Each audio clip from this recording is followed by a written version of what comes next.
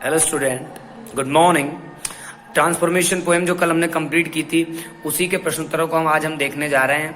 मैं आपको एक एक करके इसके 5 प्रश्न है वो पढ़ाने जा रहा हूँ। देखें आप अरविंदो की इस पोएम को। जो स्टूडेंट अभी तैयारी कर रहे हैं, जिनकी एग्जाम होनी है इस मंथ, वो अच्छे से इसको पढ़ लें। यदि किसी को किसी भी तरह कोई प्रॉब्लम रही हो तो वो फ़ोन पे भी पूछ सकते हैं। सुबह 9 बजे के बाद रात को शाम को 6 बजे तक, यानी कि सुबह मॉर्निंग में सुबह 9 बजे तक कॉल ना करें और शाम को 7:30 बजे से 8 के बीच में कॉल ना करें। इसके अलावा कभी पूछ सकते हैं, यानी कि दोपहर में कभी पूछें, यानी कि सुबह और शाम जो पूजा पाठ का टाइम होता है उसके अलावा आप कभी भी फ़ोन करके पूछ सकते हैं। और अच्छे से स्टडी करें। कोई भी प्रॉब्लम हो शर्माएं नहीं, झिझके नहीं कि कॉल करके पूछने में कोई ऐसी प्रॉब्लम फील ना करें।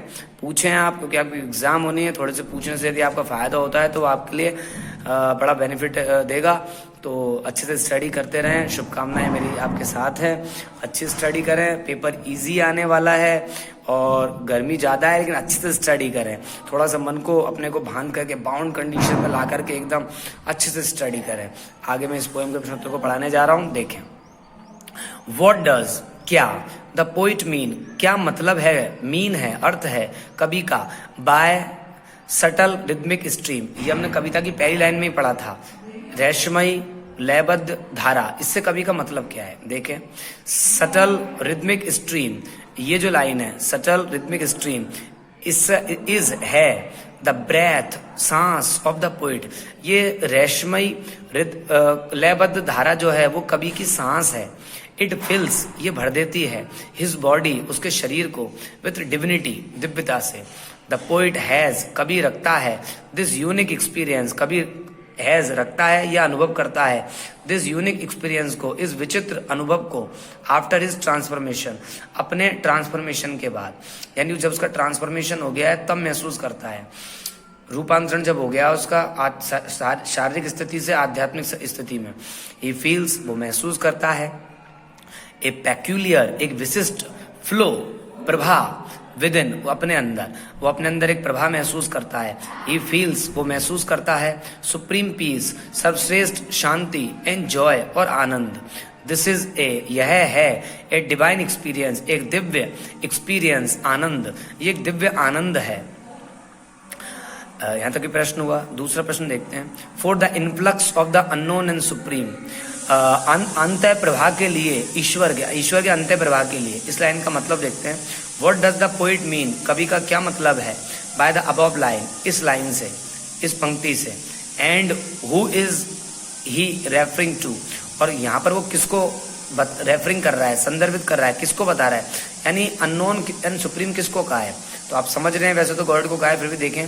द पोइट सेज दैट, कवि कहता है कि हिज नर्व्स, उसकी तंत्रिकाएं, आर इल्यूमिनेड, वो प्रज्वलित हो गई हैं, आध्यात्मिक ज्ञान से भर गई हैं, with the divine power, Divya शक्ति से।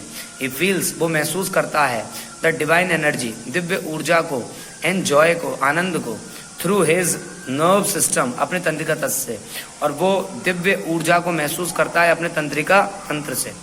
द पोइट, कवि, कैन सी, देख सकता है, ऑलमाइटी, कवि देख सकता है सर्वशक्तिमान ईश्वर को, ऑलमाइटी, सर्वशक्तिमान ईश्वर को। द पोइट बिलीव्स, कवि विश्वास करता है, दैट, कि गॉड विल एंटर, कि ईश्वर प्रवेश करेगा, हिज सेल्फ, उसमें स्वयं में, यानी कि ईश्वर अब उसके अंदर प्रवेश करेंगे क्योंकि वो अच्छा हो चुका है। और यहाँ पर ये जो लाइन है ना, ये ईश्वर को रेफरिंग कर रही है। थोड़ा सा आंसर शॉर्ट है, ये ईश्वर के लिए आई है, बाद में जोड़ेंगे इसमें। आगे देखें, व्हाट डज, क्या, द पोइट, कवि, मीन, कवि का क्या अर्थ है, बाय माई इल्यूमिनेटेड सेल्स, मेरी प्रज्वलित, मेरी आध्यात्मिक ज्ञान से भरी हुई कोशिकाएं की, जॉयस फ्लेमिंग स्कीम, अर्थात मेरी आध्यात्मिक ज्ञान से भरी हुई रोम रोम के कारण जो आनंद की लपटें बन रही हैं, उन, इस लाइन से क्या अर्थ है, यानी आध्यात्मिक ज्ञान की प्राप्ति के बाद अंदर उसमें क्या परिवर्तन हुआ है, क्या अर्थ है। देखें, द पोइट मीन्स दैट, कवि का अर्थ है कि इस बॉडी, उसका शरीर, हैज एक्सपीरियंस्ड, अनुभव कर चुका है, द पावर, शक्ति, ऑफ डिविनिटी, आध्यात्मिकता की। This is the inner experience, यह है आंतरिक अनुभव। It has empowered his soul, यह एम्पावर्ड कर चुका है अधिक शक्ति दे चुका है, हिज सॉल उसकी आत्मा को, और ये सब चीजें उसकी आत्मा को एक अधिक शक्ति दे चुकी है। हिज सेल्स उसकी कोशिकाएं, उसके रोम रोम आर इल्यूमिन्ड, वो इल्यूमिन्ड हो चुका है, प्रज्वलित हो चुका है, with the divine Joy, Divya Joy के साथ, दिव्य आनंद के साथ। इट इज ए रैप्चर, ये एक परमानंद है, दैट जो इज रनिंग, जो कि दौड़ रहा है, इन द नर्व्स तंत्रिकाओं में। आगे देखें, व्हाट डज, क्या, द टाइटल, ये जो शीर्षक है ट्रांसफॉर्मेशन सजेस्ट, यानी इस कविता का जो टाइटल है ट्रांसफॉर्मेशन, ये क्या बताता है? देखें, द टाइटल, ये जो शीर्षक है ट्रांसफॉर्मेशन सजेस्ट करता है, बताता है, इन इटसेल्फ, अपने आप में ही, द चेंज, बदलना, इन फॉर्म, रूप में। ये टाइटल बताता है कि रूप में परिवर्तन। ड्यू टू अवर बॉडी, हमारे शरीर के कारण, वी हैव अवर एग्जिस्टेंस, हम रखते हैं हमारा अस्तित्व, यानी हमारा अस्तित्व हमारे केवल शरीर के कारण है। यदि शरीर नहीं है तो हमारा कोई भी अस्तित्व नहीं है। There is a divine power, और चूंकि हमारा शरीर होता है इसीलिए there is a divine power, एक दिव्य शक्ति होती है विद इन अवर बॉडी, हमारे शरीर के अंदर। क्योंकि हमारा शरीर है तो शरीर के अंदर एक दिव्य शक्ति है, लेकिन ये शक्ति हर कोई जान नहीं सकता आसानी से। वी नीड, हमको आवश्यकता होती है, टू एक्सपीरियंस, अनुभव करने की, इट, इसे। द पोइट हैज अटेंड, कवि हैज अटेंड, प्राप्त कर चुका है, एनलाइटमेंट, एनलाइटमेंट मतलब है बोध, सिद्धि, वो सिद्धि प्राप्त कर चुका है, बोध प्राप्त कर चुका है। ही बिलोंग्स, कि वो संबंधित है, नॉट ओनली, ना केवल, टू द वर्ल्ड, केवल संसार से। अब कभी कोई ज्ञान हो गया है कि ना केवल वो संसार से संबंधित है, ना केवल वो केवल इस संसार का है, बट ऑल्सो, बल्कि, टू द होल यूनिवर्स, बल्कि वो तो पूरे के पूरे ब्रह्मांड का है। दिस इज, यह है, एन इटर्नल, एक अलौकिक, स्टेट, स्थिति, ऑफ सुप्रीम ब्लिस, सर्वश्रेष्ठ परमानंद की, ये एक सर्वश्रेष्ठ परमानंद की स्थिति है। आगे देखें, क्रिटिकली एनालाइज, आलोचनात्मक रूप से विश्लेषण कीजिए, द होलिस्टिक, समग्र, व्यू, विचार, ऑफ द पोयम, कविता के, यानी कविता में जो समग्र रूप से क्या विचार आए, समग्रता को धारण किए, मतलब सभी पर जो लागू हो जाए ऐसे क्या विचार आए। देखें, द पोयम, ये कविता, ट्रांसफॉर्मेशन, जिसका नाम है ट्रांसफॉर्मेशन, बाय अरविंदो, जो कि अरविंदो द्वारा लिखी गई है, इज ए फिलोसॉफिकल पोयम, वो एक फिलोसॉफिकल पोयम है, दार्शनिक पोयम है। द टाइटल, जो टाइटल है ऑफ द पोयम, कविता का, इज वेरी सजेस्टिव, ये टाइटल बहुत ही सजेस्टिव है, सुझावात्मक है। इट सजेस्ट, ये सुझाव देता है। द पोइट्स, कवि के, चेंज का, ये टाइटल बताता है कि कवि का परिवर्तन हुआ है, फ्रॉम फिजिकल से, शारीरिक रूप से, टू डिवाइन फॉर्म, दिव्य रूप में, अर्थात शारीरिक अवस्था से वो दिव्य अवस्था में चला गया है, ईश्वरत्व की तरफ चला गया है कवि। अब कवि ईश्वर की तरफ जा रहा है। आफ्टर दिस चेंज, और इस चेंज के बाद, द पोइट, कवि, फील्स करता है, महसूस करता है, डिविनिटी, दिव्यता, इन हिमसेल्फ, स्वयं में। अब कवि इस चेंज के बाद, परिवर्तन के बाद, अपने अंदर एक दिव्यता महसूस करता है। ही हैज लेफ्ट, वो छोड़ चुका है, physical experiences, he has left, वो छोड़ चुका है, फिजिकल एक्सपीरियंसेस, शारीरिक अनुभवों को, वो शारीरिक अनुभवों को छोड़ चुका है, अब उसको शरीर के अनुभवों की आवश्यकता नहीं है। नाउ, अब, ही इज डिपिंग, वो अब गोते लगा रहा है, डिपिंग यानी गोते लगाना, डिप यानी गोता लगाना, डुबकी लगाना जिसको बोलते हैं। नाउ ही इज डिपिंग, वो अब गोते लगा रहा है, इन इटर्नल जॉय, अलौकिक आनंद में, ईश्वर के आनंद में। द डिविनिटी, दिव्यता, is a kind of inner Joy, और जो दिव्यता होती है वो एक प्रकार का इनर जॉय होती है। इनर जॉय, आंतरिक आनंद। आंतरिक आनंद कैसे समझिए, एक बालक जब किसी चीज की जिद कर रहा हो और उसकी जिद वो पूरी हो जाए तो क्या आनंद आता है उसको। इसको आप और मैं नहीं जान सकते हैं, तो अब हम बड़े हो गए, लेकिन जो बालक है, छोटा बच्चा है, 2 साल, 4 साल का, 5 साल का, इसको तो वही महसूस कर सकता है। एक झूले में झूलने का मजा जो होता है, जब कल्याण जी का मेला लगता है, छोटे बच्चे जाते हैं, तो हम देखोगे मेले में जब वो झूलते हैं उनको कितना मजा आता है, ये उन बच्चों को महसूस होता है। हमारे लिए तो वो एक पैसा खर्च करने का माध्यम होते हैं, इसलिए उबाऊपन आ जाता है, क्योंकि हम उस स्थिति से आगे जा चुके हैं, हमारे लिए उसमें कोई बोध या कोई आनंद नहीं है।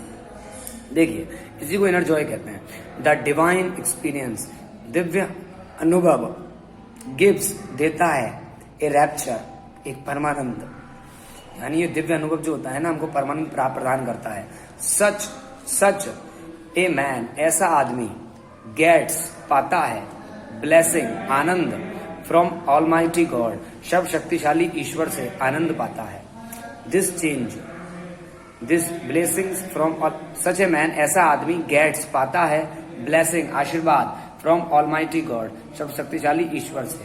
दिस चेंज, यह परिवर्तन, रन्स दौड़ता है, चलता है, इनसाइड द बॉडी, शरीर के अंदर, लाइक एन इलेक्ट्रिक करंट, जैसे विद्युत का करंट चलता है, विद्युत का प्रवाह चलता है, जैसे बिजली वायर में दौड़ती है, तारों में दौड़ती है, उसी प्रकार से जब ईश्वर का जो पावर है वो नसों में दौड़ता है। द पोइट सेज दैट, कवि कहता है, I am no more a vessel of flesh. ये लाइन पढ़ी थी हमने, कल पढ़ी थी, कल आखिरी जो सेस्टेड पार्ट था 6 लाइनों का।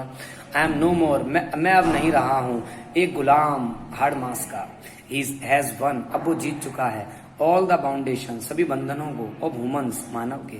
द डिविनिटी, दिव्यता, हैज वाइडन, विस्तृत कर चुकी है, फैला चुकी है, हिज सॉल, उसकी आत्मा को।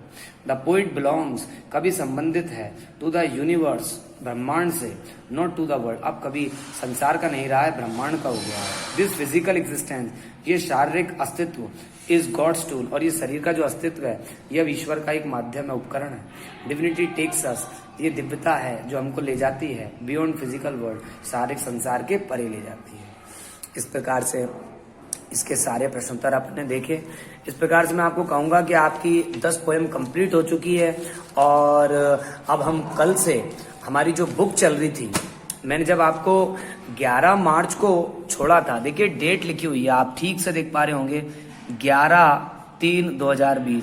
11 मार्च को हमने 11 मार्च को जब हमने पढ़ा था तो यहाँ तक पढ़ा था, उसके बाद भी हमने 12-13 मार्च तक पढ़ा है, कंप्लीट हमने यहाँ तक पढ़ा है योर सर्विस, और इस बुक में हमने पेज नंबर 67 तक पढ़ा है। 67 पेज हम पढ़ चुके हैं।